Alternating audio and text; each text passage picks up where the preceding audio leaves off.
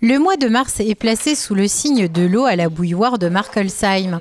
Mercredi 19 mars, des ateliers et une exposition sur ce thème ont été proposés au public sous l'impulsion de Nancia, une jeune volontaire venue de Madagascar. Je m'appelle Nancia Randianasoul, je suis volontaire de solidarité internationale ici à Markolsheim pour mener des actions de sensibilisation et d'animation sur la gestion de l'eau.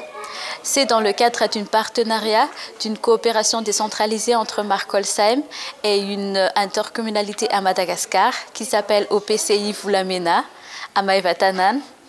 Et dans ce cadre de cette coopération, on m'a fait venir pour faire une mission de volontaire de solidarité internationale ici à Markolsheim pour 12 mois. Comme type de mission, je fais des interventions dans les écoles, je fais des animations sur l'eau, le cycle de l'eau, l'utilisation de l'eau. En fait, le base pour moi, c'est de sensibiliser les gens, à être plus sensibles sur la préservation de l'eau, afin que pour la génération future, ils peuvent préserver de l'eau, mais aussi être protectrice envers la gestion de l'eau. Pour sensibiliser le public, elle a organisé plusieurs événements autour de la préservation de l'eau. Pour cette journée, et ce mois-ci d'ailleurs, le mois de mars, j'ai prévu beaucoup d'activités, des animations concentrées sur l'eau, surtout sur ce mois, parce que le 22 mars 2025, c'est la journée mondiale de l'eau.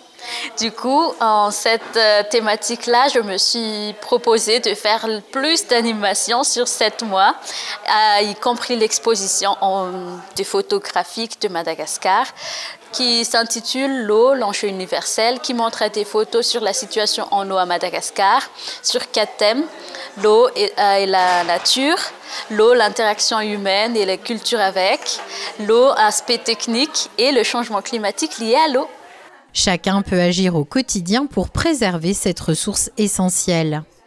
Il y a beaucoup d'astuces. Après, ça différencie des pays et des contextes aussi. En France, par exemple, faire attention quand on brosse les dents, on éteint les robinets. Parce qu'ici, en fait, on a des robinets partout.